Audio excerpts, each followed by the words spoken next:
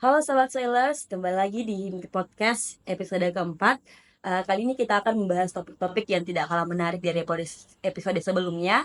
Perkenalkan, nama saya Gita Novriwanda selaku host yang akan memandu jalannya podcast kita pada kali ini. Sebelumnya, jika pembahasan kita itu mengenai PDH dan Slayer, pembahasan kita mengenai sejarah Himti, pembahasan kita mengenai bagaimana urgensi-urgensi berlembaga dari masing-masing PES, kali ini kita akan membahas topik yang tidak kalah menarik dari topik-topik sebelumnya. Kali ini kita akan membahas mengenai fokus HIMITI atau Forum Komunikasi Ilmu Tanah Indonesia. Dan untuk itu kami mengundang narasumber yang tentunya sangat istimewa yang merupakan mantan Sekretaris Jenderal pada periode 2021-2023. Langsung saja kita sambut Kak Asisipa. Terima kasih. Terima kasih Gita dan juga terima kasih Himti telah mengundang saya di dalam forum Himti Podcast yang sangat luar biasa ini. Nah, bagaimana nih Kak perasaan Kakak diundang pada Himti Podcast sebagai pembicara kali ini? Tentu saya juga sebagai salah satu kader Himti merasa bangga dan merasa senang bisa ikut berpartisipasi meramaikan pelaksanaan kegiatan Himti Podcast ini yang tentunya diharapkan dari hasil sharing session kita kali ini bisa memberikan pengetahuan baru atau manfaat lah bagi pendengar-pendengar setia Himti Podcast. Sebelumnya mungkin Kak Prakoso bisa perkenalkan diri secara pribadi Oke. untuk sekaligus menyapa sahabat-sahabat Sailors yang mungkin nantinya akan menonton. Oh ya, oke. Jadi perkenalkan, saya Muhammad Ashifa Triprakoso, biasa dipanggil Prakoso. Saya adalah angkatan 2019 Agroteknologi Peminatan Ilmu Tanah dan sampai saat ini masih menjadi anggota aktif HIMTI yang mungkin kurang dari 1 bulan lagi sudah akan melepaskan atau meletakkan jabatan anggota HIMTI-nya tersebut. Jadi sudah mau wisuda ini Kak. Alhamdulillah sudah mau wisuda. Oke, baik teman-teman, dari perkenalan Kak Prakoso tadi bisa kita tahu bahwa Kak Prakoso ini sangat banyak tahu mengenai fokus unity itu sendiri, dan pastinya pembahasan kita nantinya dalam beberapa menit ke depan akan sangat menarik. Jadi untuk membuka sesi podcast kita hari ini, pertanyaan pertama yang akan saya lontarkan kepada Kakak, mungkin bisa diceritakan mengenai latar belakang utama yang membangun Proximity saat ini? Apakah ada kegiatan-kegiatan tertentu atau apakah ada tujuan-tujuan tertentu yang nantinya akan dicapai oleh Proximity? Jadi sebetulnya latar belakang dari terbentuknya Fokusimity itu sendiri diinisiasi oleh beberapa kampus yang tersebar ke berbagai wilayah yang ada di Indonesia.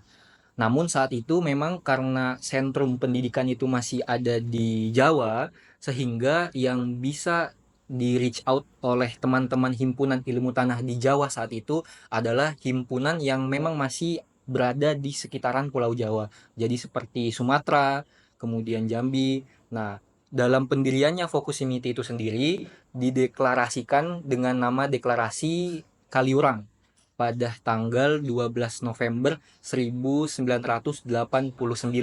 Yang menginisiasi deklarasi Kaliurang itu sendiri adalah teman-teman dari keluarga mahasiswa ilmu tanah Universitas Gajah Mada dengan merangkul beberapa himpunan-himpunan ilmu tanah yang lainnya seperti himpunan ilmu tanah yang ada di UNS atau 11 Maret, kemudian himpunan ilmu tanah misal dari luar Jawa ada dari Unsri, Sriwijaya Palembang, kemudian ada juga dari Jambi, Unja, kemudian ada juga dari Padang seperti Andalas. Nah, seiring berjalannya waktu setelah deklarasi Kaliurang tersebut, akhirnya teman-teman himpunan yang telah bersepakat nih untuk membentuk Fokusimity mencoba bagaimana kita bisa menarik himpunan-himpunan ilmu tanah yang saat itu belum tergabung. Nah, salah satunya memang HIMTI tidak ikut dalam deklarasi Kaliurang tersebut, tetapi HIMTI menjadi salah satu himpunan yang bisa dikatakan cukup berpengaruh signifikan dalam perkembangan Fokusimity itu sendiri. Karena pada tahun 90-an awal, HIMTI juga pernah jadi tuan rumah dari pelaksanaan kegiatan nasional Fokusimity. Kemudian pada beberapa ADART ataupun pedoman administrasi organisasi Fokusimiti itu yang memformulasikan atau yang membentuk adalah senior-senior kita yang ada di HIMTI. Jadi HIMTI menurut saya itu bisa dikatakan salah satu himpunan yang cukup berperan aktif dalam perkembangan Fokusimiti itu sendiri. Kira-kira seperti itu. Jadi dari penjelasan Kak Prakoso tadi bahwa awalnya fokus Unity ini hanya mencakup Pulau Jawa ya Kak? eh, Awal diinisiasi di Jawa, tapi mereka pun juga mencoba merangkul teman-teman himpunan yang ada di luar Jawa, tapi masih dalam radius yang lebih dekat dibandingkan ke Sulawesi. Karena misal jika berbicara Jawa dengan Sumatera, itu kan lebih accessible dibandingkan ke Sulawesi, seperti itu.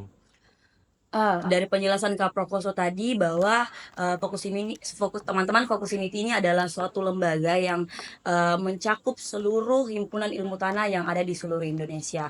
Nah, sebenarnya pertanyaannya itu Kak, sebenarnya apa sih tujuan dari Fokus Unity itu untuk menggabungkan seluruh himpunan ilmu tanah yang ada di Indonesia? Jadi kalau secara tekstual memang tujuan Fokusimiti itu ada dua. Yang pertama adalah menjalin komunikasi antar sesama himpunan program studi, himpunan jurusan, himpunan konsentrasi ilmu tanah. Kemudian yang kedua, Fokusimiti juga ingin memberikan sumbangsi nyata bagi aspek keilmuan maupun kemasyarakatan dari segi pertanian dan lebih spesifiknya dari segi ilmu tanah dan juga mendukung perkembangan dan pertumbuhan organisasi dalam skala nasional. Nah, tentu dalam narasi tujuan yang pertama itu Fokusimiti ingin menjadi mungkin bisa dikatakan sebagai ruang silaturahmi ya, ruang silaturahmi atau bisa dikatakan sebagai ruang titik temu antar berbagai macam himpunan ilmu tanah yang ada. Karena tentu dengan perbedaan geografis, perbedaan letak pasti akan mempunyai perbedaan geografis juga Betul. dari berbagai himpunan ilmu tanahnya. Jadi misal kita berbicara himpunan konsentrasi ilmu tanah yang ada di Unmul, mereka pasti lebih erat aktivitas pembelajarannya itu dengan wilayah-wilayah pertambangan atau perkebunan sawit. Nah, kemudian misal di pertanian ilmu tanah pertanian Unhas, kita karena sebagai salah satu lumbung pangan nasional Sulawesi Selatan, tentu kita juga erat kaitannya dengan praktek-praktek budidaya, pertanian, dan juga pertanian secara umum. Nah, itulah mengapa menurut saya ketika dibuatkan suatu ruang penggabungan berbagai macam himpunan ilmu tanah, itu merupakan sesuatu yang sangat positif karena melihat berbagai background, bukan hanya dari background pendidikannya saja, bukan hanya dilihat dari background geografisnya saja, budaya pun juga pasti beda-beda. Orang Makassar punya budaya yang berbeda dengan mereka yang ada di Lombok misal. Pun juga yang menarik ada kesamaan meskipun kita berada di geografis yang berbeda. Kayak misal waktu saya bersilaturahmi dengan teman-teman ilmu tanah yang ada di Mataram, mereka itu punya bahasa Tabe juga, sama permisi. Nah, ketika saya di Makassar, ternyata di Makassar pun juga ada Tabe, yaitu untuk mengekspresikan permisi ke orang lain. Jadi itulah salah satu keindahan Fokusimiti, bisa melihat berbagai macam background baik dari geografis, akademik maupun budaya. Kemudian terkait bagaimana suatu organisasi itu memberikan impact ke masyarakat atau impact ke keilmuan. Nah, ini kan sebetulnya pasti dilaksanakan oleh berbagai macam organisasi mahasiswa yang ada. Nah, pun juga sama dengan Fokusimiti. Fokusimiti mempunyai target atau mempunyai goals untuk bagaimana bisa memberikan impact yang positif terhadap masyarakat, kemudian terhadap keilmuan kita, baik pertanian maupun ilmu tanah secara spesifik. Mungkin seperti itu singkatnya. Kalau dilihat dari penjelasan Kak Prakoso tadi, sebenarnya Fokus Unity ini sangat banyak manfaatnya tentunya bagi kita maupun teman-teman kita yang ada di luar sana, dan menurut saya bukan hanya ya dijelaskan kepada sama Kak Prakoso tadi, tetapi dengan adanya Fokus Unity ini juga akan memperluas jejaring kita dalam pertukaran akademik, dan tentunya kita akan saling membantu dalam permasalahan-permasalahan yang terjadi di himpunan tentunya, betul Kak? Betul. Betul.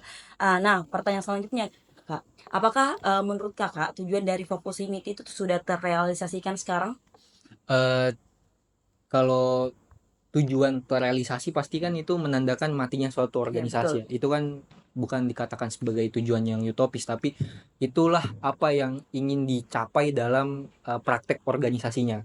Nah, untuk sekarang teman-teman pengurus yang sedang mengemban amanah tersebut, saya yakin pasti akan selalu mengusahakan untuk bagaimana meningkatkan dan juga menjaga tali silaturahmi, tali persaudaraan yang ada di Fokusimiti. Kemudian dari basis keilmuannya pun juga pasti teman-teman pengurus Fokusimiti yang sekarang akan berusaha lebih maksimal lagi, berusaha lebih all out lagi untuk bagaimana akhirnya Fokusimiti bisa betul-betul memberikan suatu output nyata dalam keilmuan itu sendiri, seperti itu. Nah Kak, kalau dilihat dari HIMTI itu sendiri, kita tahu nih bahwa dalam suatu lembaga atau organisasi itu sangat banyak dinamika yang dilalui oleh para pengurus ataupun anggota-anggota yang ada di dalamnya. Ah, Berdasarkan Fokusim itu sendiri sebagai suatu lembaga yang tentunya lebih luas dan lebih besar dari HIMTI, pasti punya tantangan-tantangan yang terjadi di dalam kepengurusan lembaganya. Nah, sebenarnya menurut Kak Prakoso, tantangan-tantangan apa saja yang sangat sulit untuk diatasi sekarang? Jadi bukan sekarang ya, karena kan saya udah dimisioner. Cuman di saat saya masih mengemban amanah tersebut, beberapa dinamika yang saya rasakan dan saya coba selesaikan, diantaranya itu misal yang pertama terkait keterbatasan akses bertemu. Soalnya pengurus-pengurus saya kan itu tersebar ke berbagai wilayah. Ada yang di Padang, kemudian ada yang di Malang, lalu ada yang di Solo. Jadi akan sangat tidak efisien kalau misal praktek kepengurusannya itu mengikut dengan praktek misal yang dilaksanakan di HIMTI, rapat kepengurusan untuk pertemuan itu Iya, setiap betul. minggu. Nah, pasti kan akan mengeluarkan biaya yang sangat besar sekali. Jadi, tentu komunikasi secara daring itu sangat penting dalam praktek kepengurusannya. Makanya dalam beberapa waktu di kepengurusan saya itu kadang-kadang mengalami kesulitan ke beberapa individu yang ada di dalam struktur kepengurusan karena mereka tidak bisa responsif dengan menggunakan komunikasi secara daring. Nah, kemudian dengan masalah tersebut apa solusi yang saya lakukan? Solusi yang saya lakukan adalah bagaimana saya juga punya komunikasi dengan himpunan si individu yang bersangkutan. Karena saya akan berkomunikasi dengan ketua himpunannya pasti saya informasikan bahwa dia punya kader yang ada tanggung jawab di Fokusimiti dan mempunyai permasalahan komunikasi dengan saya. Dalam artian permasalahan komunikasi itu saya tidak bisa mungkin tidak bisa memfollow up dari apa proker yang sedang direncanakan ataupun memang betul-betul tidak ada kabar sekali. Nah, salah satu langkah yang saya coba adalah dengan berkomunikasi dengan ketua himpunannya untuk diminta tolong bagaimana bisa memfollow up individu yang bersangkutan. Kemudian yang kedua, walaupun memang tidak terlalu terasa pada kepengurusan saya, tapi kita tentu harus mementingkan himpunan orang. Jadi kan Fokusimiti itu keanggotaannya adalah suatu organisasi, bukan kartu keanggotaan untuk individu per individu. Nah, ketika saya mengurus sebagai sekretaris jenderal di Fokusimiti, saya tentu harus memperhatikan hubungan saya sebagai representatif dari badan eksekutif ke himpunan-himpunan yang terhimpun dalam keanggotaan. Nah, ini tentu himpunan-himpunan kan pasti dia punya anggota yang apa ya, bukan fanatis sih, tapi pasti punya anggota yang punya pride terhadap organisasinya, ada loyalis lembaganya. Nah, ini kan harus diperhatikan bagaimana metode pendekatan atau metode menjaga komunikasi dengan himpunan-himpunan tersebut. Makanya ketika saya mengurus, sebetulnya cukup banyak waktu yang termakan untuk bagaimana menjaga komunikasi-komunikasi antar badan eksekutif yang saat itu representatifnya adalah saya dengan himpunan-himpunan yang terhimpun di dalam keanggotaan Fokusimiti. Kira-kira itulah sedikit dinamika kepengurusan saat saya mengurus di Fokusimiti. dari penjelasan Kak Prasoka tadi bahwa sebenarnya dalam suatu lembaga ini sangat banyak terjadi dinamika-dinamika yang tentunya akan sangat sulit untuk diatasi. Kita kembali lagi di Focus Unity. Menurut Kakak, apakah ada sejarah hingga pada saat ini Focus Unity ini bisa dibagi beberapa wilayah? Karena pada sekarang kita ketahui bahwa sekarang Focus Unity ini dibagi 4 wilayah, Kak. Iya, dalam pembagian wilayahnya ada 4 wilayah fokus. Kira-kira apa yang melatar belangi pembagian wilayah tersebut? Oh, jadi kan sebetulnya konsep kepemimpinan yang ada di Fokusimiti itu dia federal. Jadi sekretaris jenderal kemudian perpanjangan tangannya ke himpunan itu melalui koordinator wilayah, yang dimana struktur atau badan eksekutifnya itu adalah badan eksekutif wilayah. Nah, kenapa ada pembagian wilayah di dalam Fokusimiti? Itu itu sebetulnya untuk mengefisiensikan bagaimana sekretaris jenderal punya perpanjangan tangan ke himpunan-himpunan yang tersebar ke berbagai wilayah yang ada di Indonesia. Jadi pembagian wilayah tersebut diharapkan akan mempermudah kerja-kerja badan eksekutif dalam mengawal dan juga dalam mengemban komunikasi dengan himpunan-himpunan di setiap wilayahnya. Jadi pembagian wilayah itu sendiri bukan untuk membeda-bedakan antara misal himpunan yang di Ya. Sumatera mau dibedain nih sama himpunan yang di Jawa, ataupun himpunan yang di Sulawesi pun juga demikian mau dibedain nih sama himpunan yang di Kalimantan. Itu tidak seperti itu. Tapi pembagian wilayah ini bertujuan untuk mengefisiensikan kerja badan eksekutif sehingga lebih maksimal, kemudian pengawalan terhadap himpunan pun juga lebih terjaga, kira-kira seperti itu. Menurut Kak Prakoso, apakah pembagian wilayah tersebut sangat efisien dan apakah pejabat-pejabat yang sekarang atau dulu pada saat Iya. Kak Prakoso menjabat itu aktif di Eh, setiap wilayahnya atau bagaimana, Kak? Kalau di saat saya mengurus, tentu saya punya metode bagaimana saya menjaga komunikasi dengan dengan masing-masing koordinator wilayah yang ada. Jadi saya tentu menjaga komunikasi yang baik dengan masing-masing korwil sehingga himpunan-himpunan itu bisa terjaga aktivitasnya, bisa terjaga hubungannya dengan Fokusimiti, dan tentu semua arus informasi pun juga bisa terdistribusikan dengan baik dari pusat sampai ke level di himpunan. Nah, berkaitan dengan bagaimana karakteristik koordinator wilayah itu kembali ke setiap kepengurusan yang ada, atau Betul. dikembalikan ke setiap wilayah yang nanti akan menentukan koordinator wilayahnya. Apakah koordinator wilayah yang dipilih itu dinilai sudah cukup baik atau sudah cukup apik untuk mengemban amanah tersebut atau belum. Tapi bisa saya pastikan, selama sekretaris jenderal sebagai pimpinan di badan eksekutif pusat mempunyai atau bisa menjaga komunikasi yang baik dengan masing-masing koordinator wilayahnya, pasti seluruh aktivitas organisasi atau roda aktivitas organisasi akan berjalan dengan aman. Tidak mudah, tapi pasti bisa terjaga dan bisa aman. Kira-kira seperti itu. Ya betul sekali. Mungkin kalau persoalan koordinator wilayah itu diberikan amanah kepada himpunan sendiri untuk bertanggung jawab di wilayah masing-masing, betul nggak? Ya, jadi himpunan itu punya hak untuk memilih siapa masing-masing koordinator wilayahnya. Jadi dia akan mencari siapa yang layak untuk merepresentasikan wilayahnya itu. Kira-kira begitu.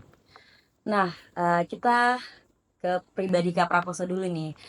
Kira-kira bagaimana sejarah Kak Prakoso sehingga bisa didelegasikan sebagai sekretaris jenderal dulu dari Eh, HIMT itu sendiri? oke, jadi sebenarnya cerita di belakang hingga bagaimana akhirnya saya bisa didelegasikan HIMTI menjadi pengurus di Fokusimiti. Ini sebetulnya agak lucu karena di saat saya dalam tanda kutip ditugaskan oleh HIMTI untuk ikut dalam pertemuan nasional Fokusimiti, itu saya baru 1 minggu atau 2 minggu, 2 minggu selesai pelaksanaan OPEL. Hmm.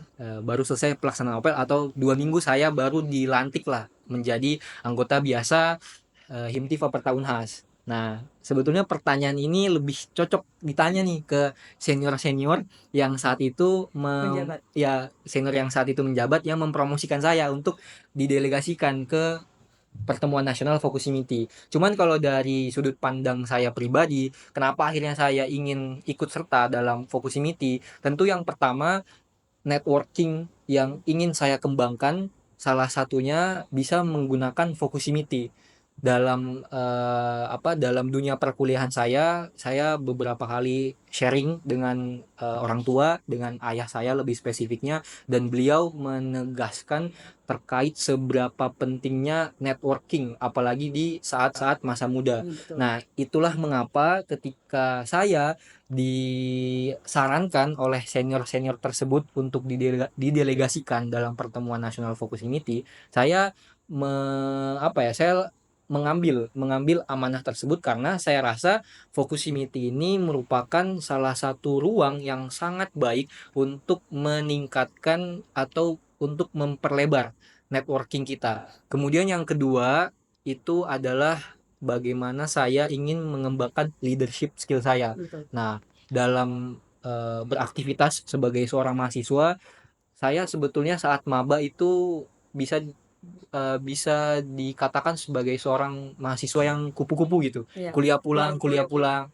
Saya nggak kayak Gita atau teman-teman anak-anak 21 ya yang saat maba itu sudah berjibaku dengan aktivitas organisasi. Justru saya ketika maba saya punya rasa apatis, saya punya rasa ketidak bukan ketidakcintaan tapi ketidakpedulian dengan organisasi mahasiswa apapun, UKM, kemudian HMJ, himpunan, jurusan, atau organisasi yang lainnya lah. Saya nggak punya rasa ketertarikan sama sekali. Cuman ketika semester 5, rasa rasa rasa kuliah pulang tuh membosankan gitu. Jadi saya harus mencari suatu pengalaman baru dan itulah saya coba gabung ke HIMTI dan kemudian diamanahkan untuk masuk ke dalam Fokusimiti. Dan di Fokusimiti lah saya mencoba untuk mengembangkan leadership skill saya. Kira-kira seperti itu. Jadi teman-teman sekalian perlu diketahui bahwa Kak Prakoso ini beliau bukan merupakan angkatan ilmu tanah asli yang merupakan mahasiswa agroteknologi ya Kak, Ya, dan baru pindah ke ilmu tanah itu pada saat semester semester 5. 5. Jadi itu sudah angkatan sudah cukup ini ya. Sudah cukup tua sebetulnya. Ya. Sudah cukup tua. Selain dari yang Kak Prakoso sebutkan tadi, sebenarnya apa sih yang membuat Kak Prakoso ini capable untuk mengemban amanah sebagai jabatan sekretaris jenderal? Ini kayak interview kerja ya. Saya ditanyain karakteristik kapabilitas diri saya. Cuman saya rasa ketika kepengurusan saya berjalan dan saya telah didemisionerkan, saya itu saya pasti ketika diberikan satu tanggung jawab, saya akan mencoba semaksimal mungkin untuk menyelesaikannya. Dan salah satu pembuktiannya menurut saya pribadi dalam kepengurusan Fokusimiti, saya telah walaupun memang pasti sangat banyak kurangnya, sangat banyak celah-celah missnya, tapi saya sudah semaksimal mungkin, sudah se all out mungkin untuk menyelesaikan tanggung jawab yang saya emban sebagai seorang sekretaris jenderal Fokusimiti. Kemudian yang kedua, mungkin dari segi social skillnya saya. Jadi ketika saya di Fokusimiti, saya bertemu tuh sama teman-teman dari himpunan lain. Iya, betul. Nah, kalau misalkan kita tidak memulai pembicaraan dengan mereka-mereka, ya nggak akan berjalan komunikasinya di sana. Nah, saat saya menjabat, ketika berkunjung ke beberapa himpunan, ya saya saya keluar dari zona nyaman saya. Jadi saat saya maba atau sebelum saya semester 5, saya tuh nyaman dengan kesendirian saya.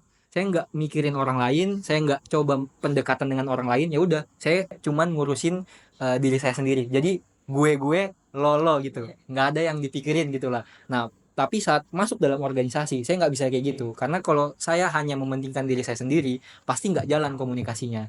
Nah, harus saya keluar dari zona nyaman dengan mengemban tanggung jawab yang sedemikian rupa untuk meningkatkan social skill saya, yaitu dengan salah satunya ya bisa networking, bisa membangun pembicaraan, bisa berkomunikasi dengan berbagai macam individu yang memiliki latar belakang berbeda-beda. Jadi Palembang, saya ngobrol tentang budaya mereka, saya cari celahnya bagaimana bisa membangun emotional bonding dengan mereka. Ketika ke Palu misal, saya juga ngobrol di situ, bangun emotional bonding antara saya dengan pengurus-pengurus di sana. Makanya alhamdulillah dengan perjalanan di Focusimity saya punya teman lah, nggak banyak, cuman ada beberapa teman ya tersebar ke beberapa kampus, ada di Tadulako, ada di Samratulangi, ada di Negeri Gorontalo, kalau di NTB ada di Mataram, di Pulau Sumatera ada di Andalas, ada di Bengkulu, ada di Jambi, ada di Palembang, dan beberapa kampus lain, kira-kira seperti itu. Baik teman-teman, dari penjelasan Kak Prakoso tadi diketahui bahwa sebenarnya networking dan pengembangan soft skill dari sejak dini, apalagi selagi kita muda, itu sangat penting ya Kak. Ya, penting. Nah, pertanyaan selanjutnya nih Kak, sebagai mahasiswa HIMPI atau BE dulunya, Badan Eksekutif dulunya yang menjabat pada tahun angkatan 2019, Ya. apakah ada tantangan-tantangan tersendiri dari Kak Prakoso sebagai BE yang mengurus di himpunan? Kan sebagai kita ketahui anak-anak HIMPI pasti banyak sekali dinamika dan tekanan-tekanan yang berjalan di organisasi HIMPI khususnya yang ada di Unhas. Nah, bagaimana Kak Prakoso mengimbangi hal tersebut selagi menjabat? Jadi ketika saya menjabat sebagai sekjen begitu, itu ada persyaratan bahwa saya tidak mengurus di organisasi luar manapun, baik di HIMTI itu sendiri. Jadi memang saya hanya mengurus atau hanya menjabat di Focusimity saja ketika bersedia mengemban amanah sekretaris jenderal. Cuman karena saya sebagai sekjen Focusimity itu dipromotori oleh HIMTI sebagai himpunan naungan saya, ya pasti saya juga mendengar terkait saran-saran dari beberapa senior mengenai kemajuan Focusimity. Saya juga diskusi dengan beberapa senior kira-kira langkah taktis seperti apa yang saya harus ambil dengan permasalahan yang seperti ini. Jadi HIMTI tentu sebagai ruang ruang diskusi, sebagai ruang bagaimana saya bisa mencari langkah solutif untuk permasalahan yang saya hadapi di Focusimity. Kira-kira seperti itu susunan atau atau posisi posisi antara HIMTI dan juga Focusimity bagi saya di saat itu. Baik, kita kembali ke inti lagi nih Kak. Menurut Kakak apa nih peristiwa atau momen kunci yang membuat HIMPI ini bisa bergabung di Focusimity? Mungkin tadi di awal mungkin akan sudah sedikit dijelaskan, tapi ada baiknya Kak Prakoso untuk menjelaskan kembali. Eh, Kalau menurut saya pasti misal dari perspektif himpunan ilmu tanah ya, melihat Focusimity, yaitu tadi kita melihat Focusimity ini sebagai ruang yang sangat bermanfaat, ruang yang sangat positif.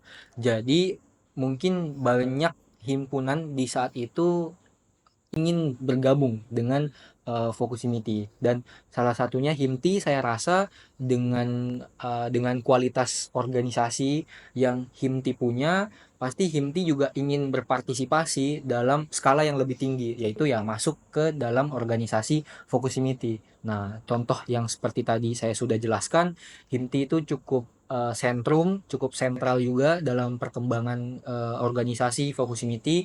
HIMTI sudah beberapa kali menjadi tuan rumah pelaksanaan kegiatan nasional Focusimity, yang terakhir kan 2023 kemarin sebagai tuan rumah dari pelaksanaan pertemuan nasional ke-18 Focusimity yang dipanitiai oleh Gita dan teman-teman 2021 yang lainnya. Kemudian dalam konstitusi organisasi pun juga HIMTI ikut serta berperan untuk memformulasikan, sehingga konstitusinya akan memberikan perputaran roda organisasi yang lebih baik ke depannya bagi Focusimity. Itulah beberapa contoh sentrumnya HIMTI di tubuh Focusimity. Walaupun tidak mengesampingkan himpunan-himpunan lain pun juga memiliki peran yang signifikan, peran yang besar di dalam roda organisasi Focusimity. Seperti itu kita. Jadi teman-teman, dari penjelasan Kak Prakoso tadi bahwa sebenarnya momen kunci atau poin penting dari masuknya HIMTI ke Focusimity itu sangat perlu kita ketahui supaya nantinya kita bisa menjaga jejaring-jejaring yang akan nantinya dibangun oleh HIMTI sendiri itu di Focusimity. Nah, selanjutnya nih Kak, Saya tahu bahwa sekarang kepengurusan Fokus Unity ini diubah menjadi 1 periode. Nah, pertanyaannya mengapa periode kemarin itu Kakak 2 tahun? Jadi pertanyaannya harusnya kenapa kok bisa 1 tahun periode yang sekarang? Karena sebelum-sebelumnya itu periodisasi Focus Unity berjalan 2 tahun. Nah, kenapa berjalan 2 tahun? Itu adalah untuk mempermudah himpunan-himpunan yang tergabung di dalam Focus Unity bisa berpartisipasi di dalam kegiatan nasional wajib yang ada di Badan Eksekutif Pusat. Nah, kegiatan nasional wajibnya itu seperti apa? Misal ada Jambore Ilmu Tanah Indonesia, kemudian ada latihan kepemimpinan manajemen mahasiswa tingkat nasional, kemudian ada Pekan Ilmiah Mahasiswa Ilmu Tanah Nasional Indonesia, kemudian yang terakhir itu pertemuan nasional. Nah, ini kan kegiatan berjumlah 4. Nah, kalau berjalan 1 tahun, berarti kan efektif jalan kepengurusannya itu anggaplah 12 bulan. Kalau dibagi 4, berarti setiap 3 bulannya dalam satu periode, himpunan itu harus berpartisipasi dalam kegiatan yang diagendakan oleh Fokusimity. Nah, kita tahu bersama untuk mengagendakan suatu acara Fokusimity dan untuk berpartisipasi di agenda Fokusimity itu kan bukan biaya yang sedikit. Misal berbicara tentang pelaksanaan Pernas kemarin, itu kan RAB-nya cukup gemuk gitu ya, RAB-nya cukup besar. Apalagi kita sebagai seorang mahasiswa gitu, bukan sebagai seorang entrepreneur atau pejabat yang punya akses sponsorship yang begitu mudah. Nah, inilah yang menjadi perhatian di beberapa periode kepengurusan sebelum saya dan saat saya. Itulah kenapa dalam satu masa kepengurusan berjalan 2 tahun untuk mengefektifkan para himpunan-himpunan berpartisipasi aktif dalam kegiatan Fokusimity. Namun dengan berjalannya waktu, banyak dinamika-dinamika di lingkup organisasi mahasiswa. Tidak hanya di HIMTI, tapi dinamika tersebut pun juga terasa secara nasional, terasa di himpunan-himpunan ilmu tanah yang lainnya. Apalagi dengan perubahan kurikulum yang yang disepakati oleh pemerintah, akhirnya banyak dampak yang dirasakan oleh mahasiswa-mahasiswa apalagi yang ingin berpartisipasi dalam organisasi mahasiswa. Itulah mengapa mungkin saat periode saat pertemuan nasional terakhir itu menyepakati untuk bagaimana Fokusimity selanjutnya diuji cobakan dengan satu periode kepengurusan berjalan 1 tahun. Makanya sebetulnya pada periode yang sedang berjalan saat ini para pengurusnya itu betul-betul harus memperhatikan bagaimana mereka menjalankan roda organisasi, karena yang mereka jalankan ini adalah sesuatu hal yang baru dibandingkan pendahulu terdahulunya. Kira-kira seperti itu penjelasan kenapa akhirnya ada perubahan periodisasi dalam tubuh Fokusimity. Nah, teman-teman, dari penjelasan Kak Profesor tadi sudah dijelaskan mengenai sebenarnya Fokusimity ini sangat banyak memiliki kegiatan-kegiatan nasional, betul Kak? Ya, Contohnya tadi ada GT, Pernas, Pekan ilmiah Ilmiah mahasiswa ilmu tanah. Mahasiswa Ilmu Tanah, dan diharapkan teman-teman juga berpartisipasi aktif dalam kegiatan-kegiatan tersebut guna menaikkan eksistensi himpunan juga tentunya ya Kak. Ya, menaikkan eksistensi himpunan itu sebetulnya sebagai bonus poin. Iya. Tapi poin utamanya adalah bagaimana mahasiswa-mahasiswa itu punya ruang untuk mengembangkan intelektualitasnya, kemudian soft skill seperti leadership skill, kemudian social skill dengan berpartisipasi dalam kegiatan-kegiatan yang ada di Fokusimity. Karena ketika ikut dalam kegiatan misal perlombaan misal Pilmi Tanas, pasti kan kalian misal dari perspektif anak himti gitu ya, ikut berlomba dengan mereka-mereka yang belajar atau mereka-mereka yang dari UGM, dari IPB, dari Unpad. Nah, kita kan bisa mendapatkan pembelajaran dengan perjalanan kompetisi yang kita alami selama ikut dalam kegiatan Pilmi Tanas tersebut. Seperti itulah salah satu contohnya. Nah, kita kembali lagi nih Kak dalam dinamika-dinamika yang ada di Fokus Inti tentunya.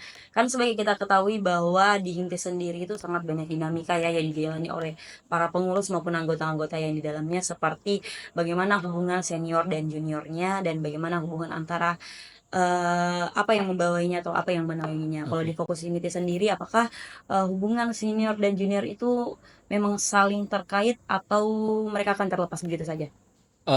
Sebetulnya kita kalau senior junior itu mungkin tidak terlalu terasa ya pergesekan maksudnya pertemuannya begitu ya. Karena tadi ya saya kan saya nggak ketemu secara langsung begitu ya dengan senior senior Focusmity, tapi saya yang reach out ke mereka bertanya kira-kira dinamika di saat kepengurusan mereka seperti apa, kemudian langkah solutifnya bagaimana, kemudian apa yang harus diperhatikan sebagai langkah preventif dalam menjalankan roda organisasi.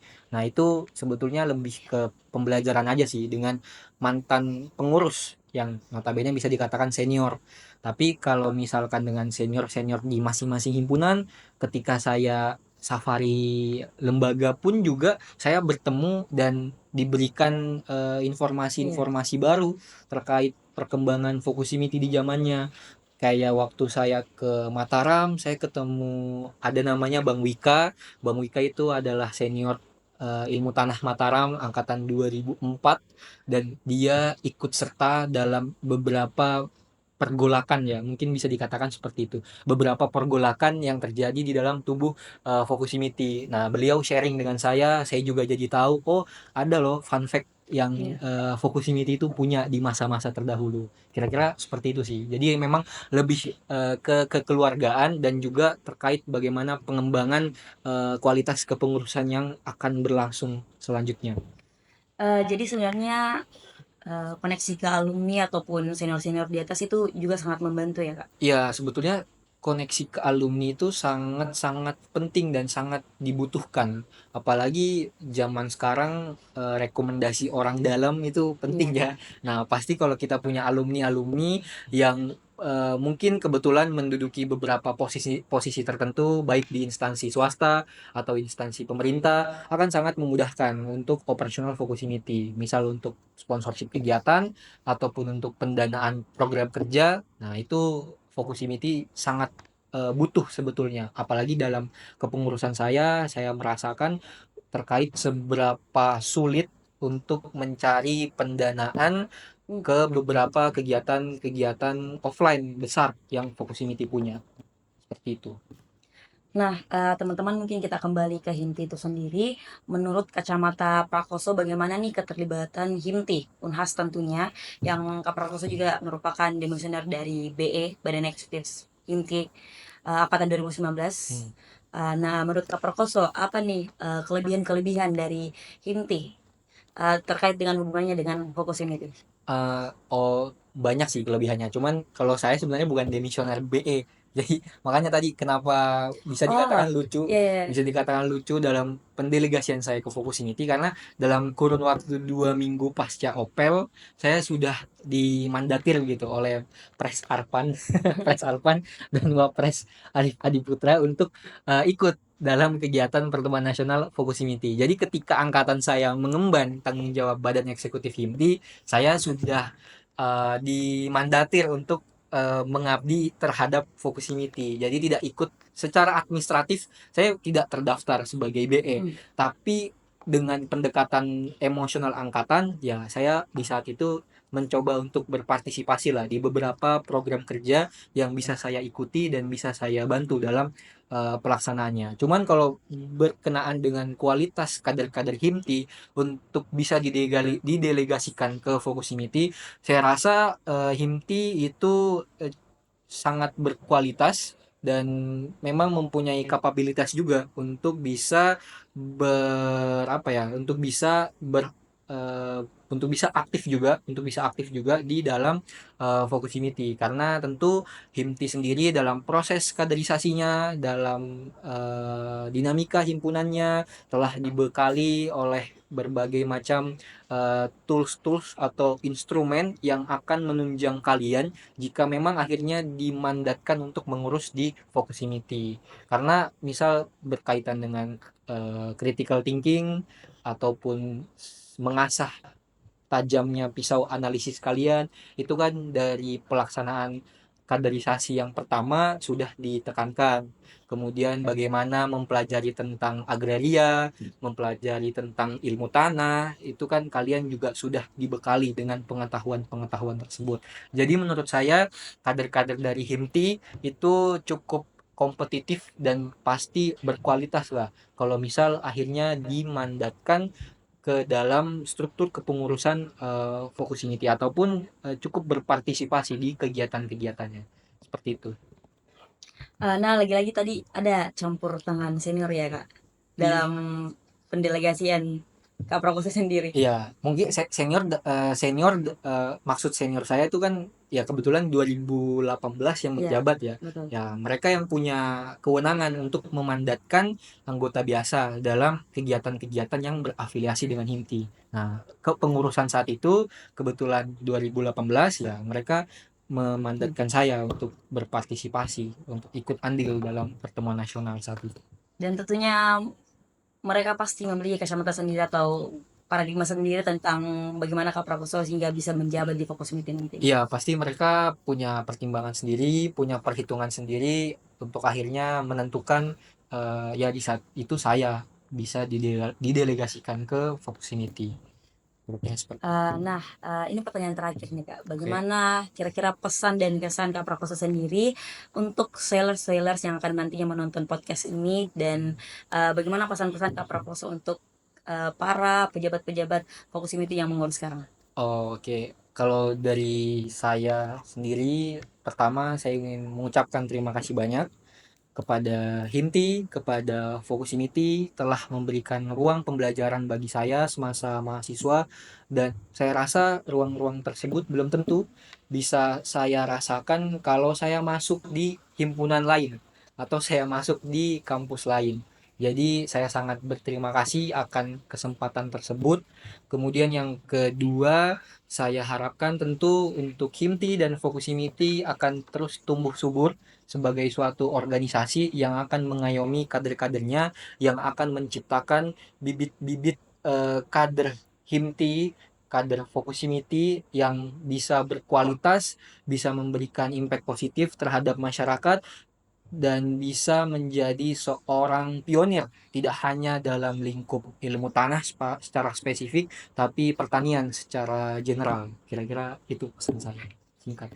Uh, Tadi sudah disampaikan oleh Kak Prakoso bahwa pesan-pesan atau kesannya terkait para sailors dan para pengurus Fokus Unity yang sekarang. Semoga teman-teman yang disampaikan tadi dalam pembahasan beberapa menit belakangan bisa kita cermati dan bisa kita aplikasikan untuk memperbaiki masa-masa kepengurusan ke depannya. Nah, saya juga mengucapkan banyak terima kasih sekali kepada Kak Prakoso yang ingin bersedia untuk didatangkan pada pembahasan Fokus Unity kali ini. Terima kasih juga untuk Hinti Podcast atas undangannya. Baik teman-teman, terima kasih sudah menonton podcast kita kali ini. Jangan lupa untuk selalu mengikuti podcast-podcast yang akan dihadirkan oleh Hinti ke depannya. Wassalamualaikum warahmatullahi wabarakatuh. Waalaikumsalam warahmatullahi wabarakatuh.